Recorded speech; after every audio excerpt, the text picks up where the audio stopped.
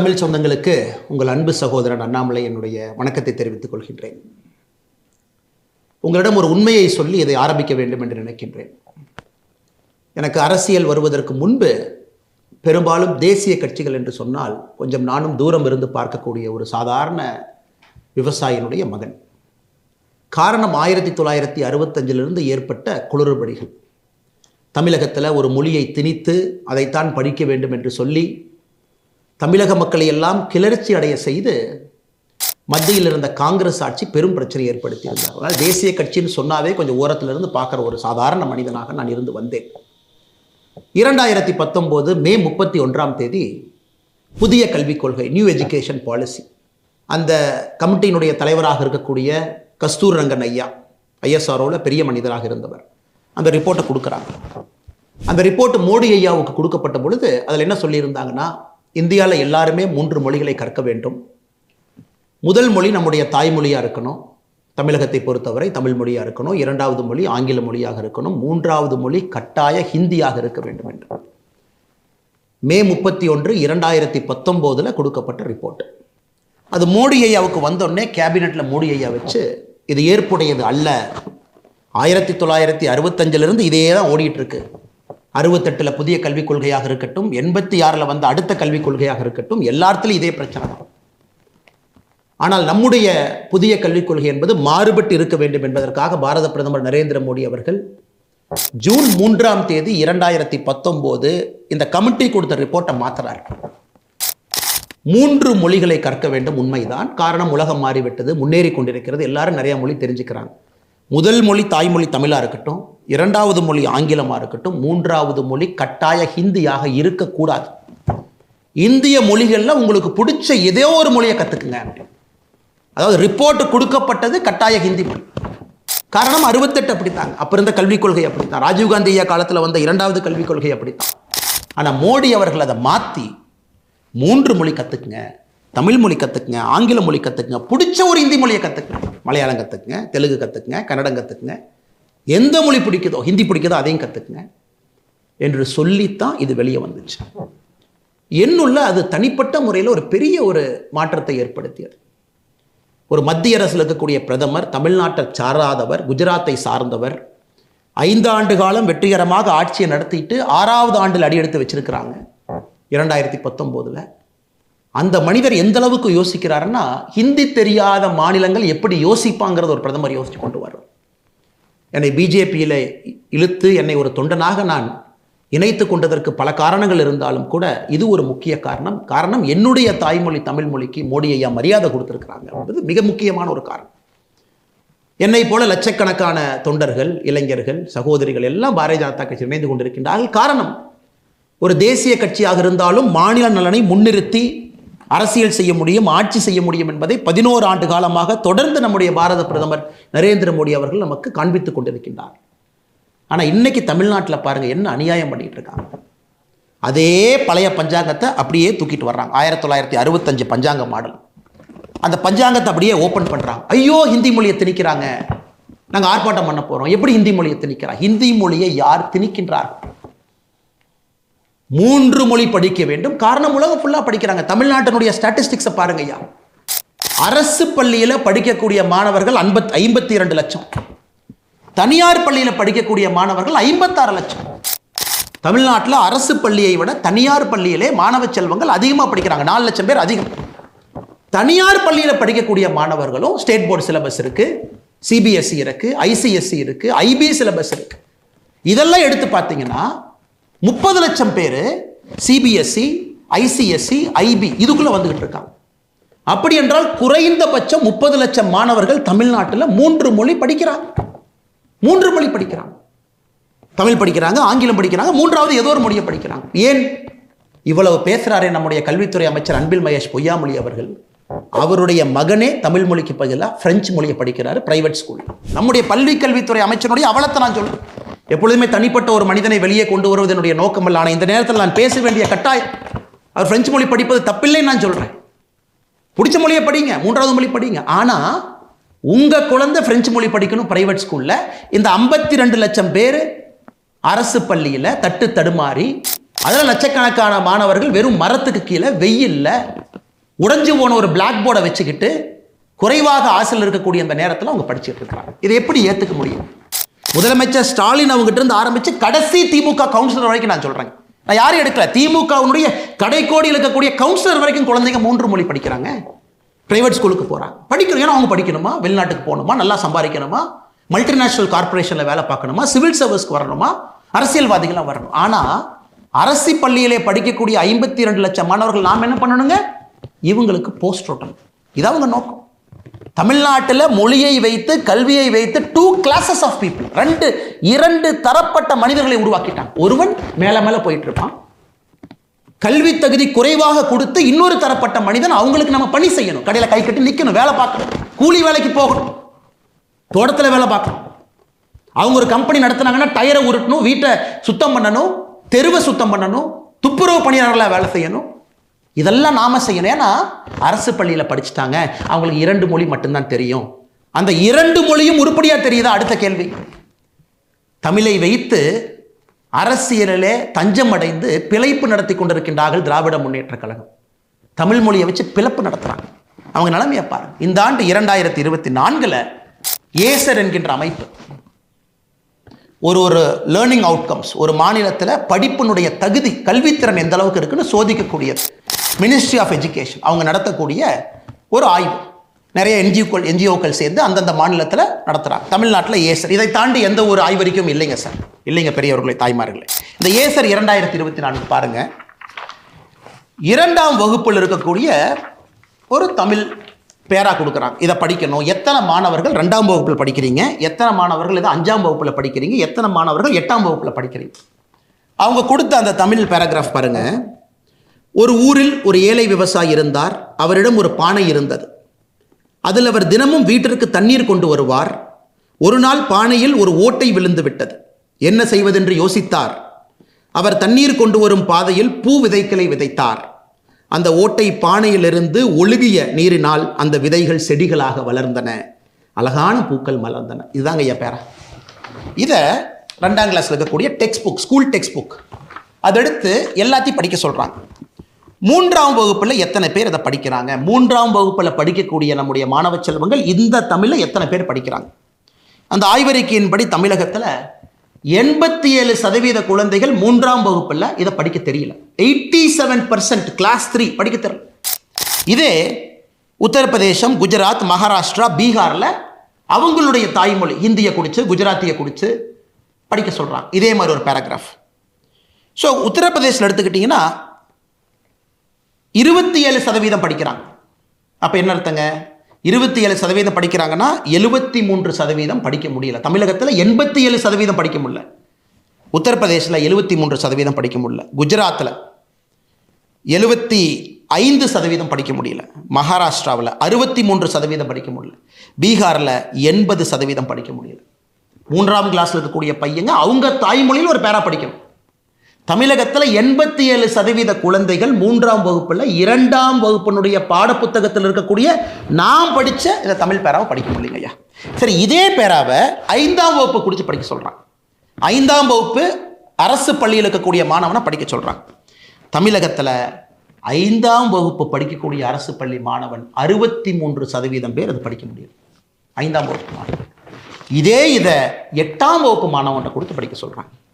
8ஆம் வகுப்பு படிக்கக்கூடிய நம்முடைய மாணவ செல்வங்கள் 38% 2ஆம் வகுப்பில் எழுதியிருக்கக்கூடியதை படிக்க முடியலைங்கய்யா. இதான் நீங்கள் தமிழை வளர்த்துற லட்சணமா?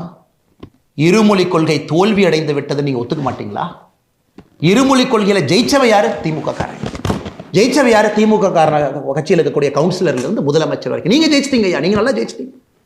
உங்கள் குழந்தைங்க எல்லாம் தனியார் பள்ளி 56 லட்சம் பேர்த்தில் எங்கேயோ ஒருத்தராக இருக்கிறாங்க. பிரெஞ்சு, ஜெர்மன், டச் எல்லாம் படிக்கிறாங்க ஐயா. சென்னையில் டச் எல்லாம் இருக்கு. டச்சு மொழியில் படிக்கிறாங்க. அரசு பள்ளியில் இருக்கிறவங்க மேலே வரக்கூடாது. They are a class of people who have to work for this particular class. Karl Marx எப்பவோ சொன்னது தமிழகத்தில் மாற்றி எப்படி இருக்கு பாரு. ஒரு தலைப்பட்ட சமுதாயம் மேல் நோக்கி செல்லும், கல்வித்திறன் குறைவாக கொடுக்கப்பட்டு வளர்க்கப்பட்ட சமுதாயம் அவர்களுக்கு ஊழியம் செய்வதற்காக கீழ் நோக்கி செல்லும் அப்படிங்கிறத தமிழ்நாட்டை தவிர எங்கேயுமே உதாரணம் இல்லை. முதலமைச்சர் வெட்கப்பட வேண்டும். ஒரு பொய்யை சொல்லி பிழைப்பு நடத்தக்கூடிய முதலமைச்சர் வெட்கப்படும். ஹிந்தியை கொண்டு வருகின்றோம் என்று யார் சொன்னாங்க? பிரதமர் மோடி அவர்கள் ஹிந்தியை கொண்டு வர மாட்டோம் என்று சொன்ன பிரதமர் அவர்கள். நீங்க காங்கிரஸோட கூட்டணி 2004 14, அப்ப இந்தியாவுடைய கல்விக் கொள்கை எப்படிங்க இருந்துச்சு? இந்தி 3வது கட்டாய மொழியா இருந்துச்சு. 2019 ஜூன் 3ஆம் தேதியிலிருந்து பிரதமர் அவர்கள் வரைவறிக்கையை மாற்றிய பிறகு கம்பல்சரி ஹிந்தி கிடையாது, 3 மொழி படிங்க, பிடிச்சத 3வது மொழி. எனக்கு இதை வச்சு அரசியல் கட்சி எப்படியெல்லாம் வியாபாரம் பண்றாங்க பாருங்க. என் கையில் ஒன்று இருக்கு பாருங்க ஐயா. பேரறிஞர் அண்ணாதுரை ஐயா அவர்கள் 1967 ஏப்ரல் மாசத்துல கணையாளி அப்படிங்கிற நம்முடைய தமிழ் பத்திரிகைக்கு பேட்டி கொடுக்குறாங்க. தமிழகத்திலே நாங்கள் மும்மொழி கொள்கையை ஏற்றுக்கொள்கின்றோம். எப்பொழுது என்றால் இந்தியாவில் இருக்கக்கூடிய மற்ற மாநிலங்களும் மும்மொழி கொள்கையை ஏற்றுக்கொள்ளும் பொழுது நாங்களும் ஏற்றுக்கொள்கின்றோம். இது யார் சொல்றாங்க? பேரறிஞர் அண்ணாதுரை ஐயா சொல்றாங்க.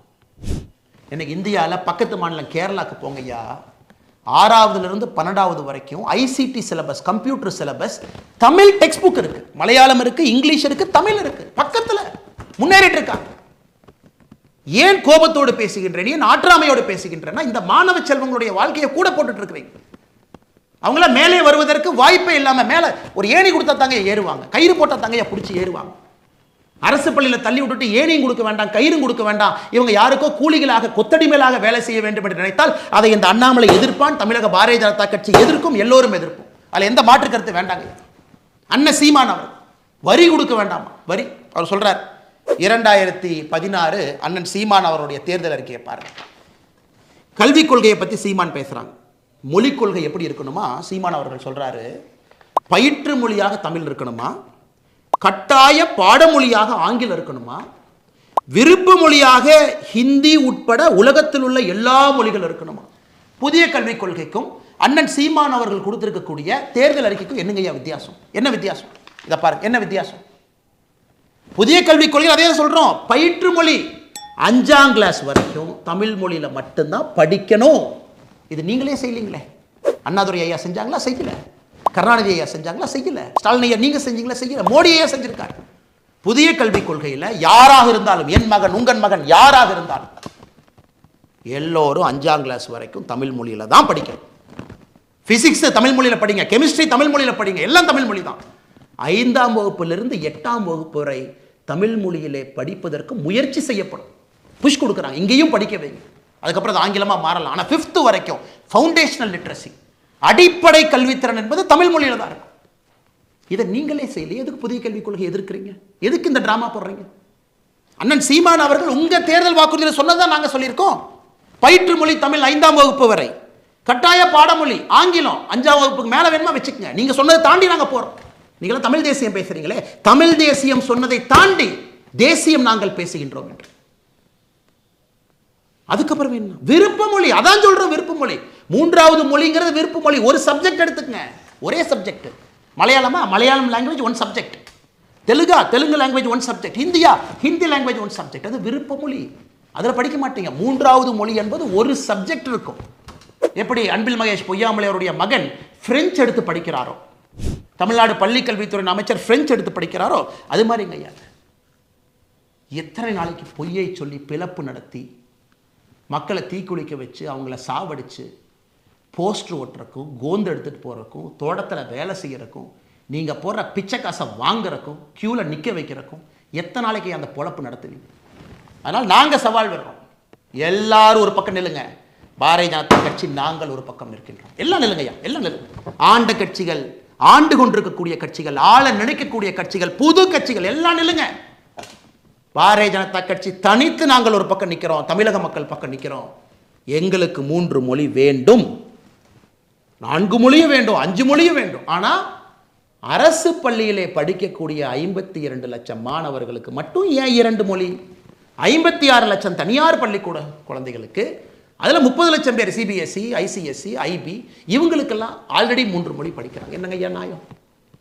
எத்தனை பள்ளிக்கூடம் நடத்துறீங்க? அது பேசி பேசி பேசி பேசி காதில் புண்ணாயிருச்சு எல்லாத்துக்கும். திமுக காரங்க நடத்தக்கூடிய பள்ளிக்கூடம், நீங்கள் நடத்துகிற சிபிஎஸ்சி பள்ளிக்கூடம், அதில் நீங்கள் சொல்லிக் கொடுக்குற மூணு, அதுக்குள்ள எனக்கு போவே விரும்பலை. எல்லாருக்கும் தெரியும் திமுக காரன் நடத்தக்கூடிய பிரைவேட் ஸ்கூலில் 3 மொழி, அதுவும் தமிழில் பேசினா ஃபைன் போடக்கூடிய ஸ்கூல் திமுக காரன் நடத்துறீங்க. இங்கிலீஷில் தான் பேசணும், அப்போ தான் அவங்கள பெரிய ஆட்களாக வருவாங்க. அதனால் முதலமைச்சர் மு.க.ஸ்டாலின் ஐயா அவர்களே, எதிர்க்கட்சி தலைவர் அண்ணன் எடப்பாடி பழனிசாமி அவர்களே, அண்ணன் சீமான் அவர்களே, அண்ணன் விஜய் அவர்களே, எல்லா தமிழகத்தினுடைய கட்சி தலைவர்களே, நன்றாக புரிந்து கொள்ளுங்கள். உங்கள் குழந்தைங்க எங்கே படிக்கிறாங்கன்னு நெஞ்ச தொட்டு சொல்லுங்கள். உங்கள் குழந்தைங்க எங்கே படிக்கிறாங்கன்னு வெள்ளை அறிக்கை கொடுங்க. நாங்கள் பாரதிய ஜனதா கட்சியில் எங்கள் குழந்தைகள் எங்கே படிக்கிறாங்கன்னு வெள்ளை அறிக்கை நான் கொடுக்குறேன். என் குழந்தை 2 மொழி கொள்ளியா, 3 மொழி கொள்ளியா, அரசு பள்ளியா, தனியார் பள்ளியா, ஏன் நான் சொல்கிறேங்க ஐயா, நீங்கள் சொல்லுங்கள். நீங்கள் சொல்லுங்கள். ஸ்டாலின் ஐயா உங்கள் பேரை எங்கே படிக்கிறான்னு சொல்லுங்கள். நான் எல்லாத்துக்கும் நான் பையன் சொன்னேன், உங்களுக்கு பேரன்னு சொல்கிறேன். ஏன்னா நீங்கள் தான் அப்பா அப்பான்னு சொல்கிறீங்களே. தமிழ்நாட்டில் நீ அப்பா அப்பான்னு கூப்பிட்டு எனக்கு ஒரே சந்தோஷமாக இருக்குது. சில பேர் தாத்தான்னு கூப்பிட்றாங்க இல்லைங்க, ஏன் வயசு குறைக்கிறதுக்காக அப்பான்னு பேசிட்டீங்களா? தாத்தான்னு நல்லா தானே இருக்குது. வயசானவங்களை ஜெனரலாக தமிழ்நாட்டில் தாத்தான்னு தானே கூப்பிடுவாங்க. அதனால் உங்களுடைய பேர குழந்தை எங்கே படிக்கிறாங்கன்னு சொல்லுங்கள். எந்த பள்ளிக்கூடத்தில் படித்தார், அவர் எத்தனை மொழி படித்தார், எங்கே படித்தார்? ஃபுட்பால் விளையாடுறக்கு ஒரு யூரோப்பியன் நேஷன் போகிறாரு, தமிழ் மொழியை வச்சு சமாளிக்க முடியுமா? போதுமா? நம்ம ஊரில் நம்முடைய மொழியை கொடிப்பிடித்து நிற்போம், உயிரை கொடுத்து நிற்போம், உறுதியாக நிற்போம். தமிழ் மொழிக்கு அழிவு கிடையாது, எப்பொழுதும் அழிவு வராது. இந்தியாவில் எல்லாருமே 3 மொழி கொள்கைக்கு போயிட்டாங்க. ஏன்? பிரதான் அவர்கள் சொன்னதை, மத்திய அமைச்சர் சொன்னதை மாற்றி மாற்றி பேசுகிறேன். நீங்களே 2024 PM ஸ்ரீ பள்ளிக்கூடத்தை ஏற்றுக்கிறேன்னு நீங்கள் தான் சொன்னீங்க. சீஃப் செக்ரட்டரி கடிதம் போட்டார் இல்லைன்னு சொல்லுங்கள். சீஃப் செக்ரட்டரி முதலமைச்சர் ஸ்டாலின் ஐயா அனுமதி இல்லாமல் சீஃப் செக்ரட்டரி கையங்காலம் வந்துருச்சு, கடிதம் போட்டாரா? PM ஸ்ரீ பள்ளிக்கூடத்தை ஏற்றுக்கொள்ள வேண்டும் என்று சொன்னார். நல்லா புரிஞ்சுக்க. PM ஸ்ரீ பள்ளிக்கூடம் தமிழ்நாட்டுக்கு வேணும். ஏன்னா அவங்ககிட்ட அடிப்படை கட்டமைப்பு இல்லை, குழந்தைங்கள்லாம் மரத்து கீழே படிக்கிறாங்க. மாற்றி மாற்றி பேசாது. தமிழ்நாட்டுக்கு கல்வியில் என்ன பணம் மத்திய அரசு கொடுக்கணுமோ அது கொடுப்பாங்க. பிரதான் அவர்கள் சொன்னதை திருத்தி பேசாதீங்க, மாற்றி பேசாதீங்க. நீங்கள் கொடுத்த கமிட்மெண்ட்டை திரும்ப கேட்குறாரு. நீங்கள் தான் எழுத்துப்பூர்வமாக கொடுத்தீங்க. PM ஸ்ரீ பள்ளிக்கூடம் ஏன் வேண்டாம்னு சொல்கிறீங்க? ஆமாம், அது புதிய கல்விக் கொள்கையினுடைய அங்கம் தான் PM ஸ்ரீ பள்ளி. எந்த மாற்று கருத்தும் இல்லையே. ஜவஹர் நவோதயா பள்ளியில் படித்த IIT, IIM, சிவில் சர்வீஸில் பிரித்து மேய்ஞ்சிட்டு இருக்கான் சார். ஏகலவ்யா மோடியை நடத்தக்கூடிய ட்ரைபல் பள்ளியில் படித்த IIT, IIMனு பிரித்து மேய்ஞ்சிட்டு இருக்கான் சார். நீட்டெல்லாம் சாதாரணமாக லெஃப்ட் ஹேண்டில் டீல் பண்ணிட்டு போயிட்டு இருக்கான் சார். மாணவ செல்வங்களுக்கு பயத்தை விதைத்து விதைத்து எந்த மாதிரி ஒரு தலைமுறையை உருவாக்கி வச்சிருக்காங்க. அதனால் உங்கள் சவால் நாங்கள் ஏற்றுக்கிட்டோம். நல்ல ஆர்ப்பாட்டம் பண்ணுங்க, போராட்டம் பண்ணுங்க. பாரதிய ஜனதா கட்சியும் களத்தில் இருப்போம். நாங்களும் மக்கள்கிட்ட பேசுவோம். மக்கள் யார் பக்கம்னு பார்ப்போம். மேபி உங்களுக்கு கட்சி கூட்டத்தை நீங்கள் கூட்டு வரலாம், ஆனால் எங்கள் பக்கம் மக்கள் இருக்கிறாங்க. மக்களுக்கு தெரியும், ஒரு மனிதனுக்கும் தெரியும், அவருடைய குழந்தை மேலே போனதாங்க அப்பா அம்மா நினைப்பாங்க. ஏதாச்சும் ஒரு அப்பா அம்மா குழந்தைய போஸ்ட் ஓட்டுறக்கும் கோந்து எடுத்துகிட்டு போய் திமுக அறிவாலய வாசல் அடிமையாக ஏதாச்சும் ஒரு தன்மானம் இருக்கக்கூடிய தமிழை நினைப்பானா? ஆனால் சவாலை நாங்கள் ஏற்றுக்கொண்டு விட்டோம். களத்தில் சந்திப்போம். நான் 3 மொழி கொள்கையை ஆதரித்து களத்தில் நிற்கப் போகின்றேன். பாரதிய ஜனதா கட்சி நிற்கும். எங்கள் தலைவர்கள் தொண்டர்கள் எல்லாம் நிற்பாங்க. பட்டி தொட்டி எல்லாம் எடுத்துகிட்டு போகிறோம். நீங்கள் 2 மொழி கொள்கையை பேசுங்க, ஆனால் உங்கள் குழந்தைங்க 3 மொழி படிக்கணும். அதையும் மக்கள் தோல் உரிச்சு பார்க்கத்தானே போகிறாங்க. அதனால் பேசக்கூடிய அரசியல் தலைவர் முதல்ல இது பேசுறதுக்கு முன்னாடி நீங்கள் யார், உங்களுக்கு எத்தனை குழந்தைகள் இருக்கிறாங்க, எத்தனை பேர் தனியார் பள்ளியில் படிக்கிறாங்க, எந்த மொழியில் படிக்கிறாங்கன்னு சொல்லிட்டு பேசுனா அந்த டிவியில் பார்க்கக்கூடிய அன்பு சொந்தங்களுக்கு தெரியும் யார் உள்ளத்திலிருந்து பேசுகிறாங்க, யார் போய் பேசுகிறாங்க. இது சற்ற நீண்ட ஒரு காணொலியாக இருந்தாலும் கூட இது ரொம்ப முக்கியமான ஒரு காணொலிங்க. கண் முன்னால் நம்முடைய இளைய சமுதாயம் அழிவதை நம்மால் ஏற்றுக்கொள்ள முடியாது. அதனால் என்னுடைய அன்பு தமிழ் சொந்தங்களுக்கு மறுபடியும் என்னுடைய பணிவான வேண்டும். எது என்னை பாரதிய ஜனதா கட்சி கொண்டு வந்தது என்றால், முக்கியமாக ஹிந்தி கட்டாயமாக படிக்கணும்னு கொடுத்த ஒரு ரிப்போர்ட்டை அதை மோடி அவர்கள் வாங்கி வேண்டாம் என்றதை திருத்தி கொண்டு வர்றாருன்னா, அந்த மனிதனுக்கு ஹிந்தி பேசாத ஒரு மாநிலத்தின் மீது எவ்வளவு அக்கறை இருக்க வேண்டும், குறிப்பாக நம்முடைய தமிழ் இனத்தின் மீது எவ்வளவு அக்கறை இருக்குன்னு நீங்கள் பார்க்கணும். உங்களுக்கும் இந்த அன்பான வேண்டுகோளை வைக்கின்றேன். நல்லது நடக்கும், நல்லது நடந்து கொண்டிருக்கிறது. இவங்களை நம்பி நம்ம போனோம்னாங்க ஐயா, நம்ம குழந்தைங்க போஸ்ட் ஓட்டுறக்கும் கோந்து எடுத்துட்டு தெருவா சுத்தரக்கும் தாங்க ஐயா போகிறாங்க. நாங்கள் உங்கள் குழந்தைகளை இந்தியாவுடைய பிரதமராக கனவு காண்கிறோம். தமிழகத்தினுடைய முதலமைச்சர்களாக வர வேண்டும் என்று கனவு காண்கிறோம். IAS, IPS அதிகாரிகளாக வர வேண்டும், பெரிய ஆளுமைகளாக வர வேண்டும், பிஸ்னஸ் மேனாக வரணும். அது எங்களுடைய கனவு. இவங்க கனவு என்ன தெரியுமா ஐயா? உங்கள் குழந்தைகள் அடிமைகளாக, தொண்டர்களாக வர வேண்டும் என்பது இவங்க கனவு. ஏன்னா இவங்கெல்லாம் அப்படியே பெரிய ஆளுங்க, சூப்பர் ஸ்டார்ஸ். அவங்களுக்கு கீழே கைப்பற்றி நிற்கணும். அது வேண்டாங்க ஐயா. உடைப்போம், உங்களோடு களத்தில் இருப்போம். ஆதரவோடு நீங்கள் மோடி ஐயாவோடு இருங்கள். தமிழகத்திலே ஒரு புதிய மாற்றத்தை 2026 பாரதிய ஜனதா கட்சி தேசிய ஜனநாயக கூட்டணி கொடுக்கும். நன்றி, வணக்கம், வாழ்த்துக்கள்.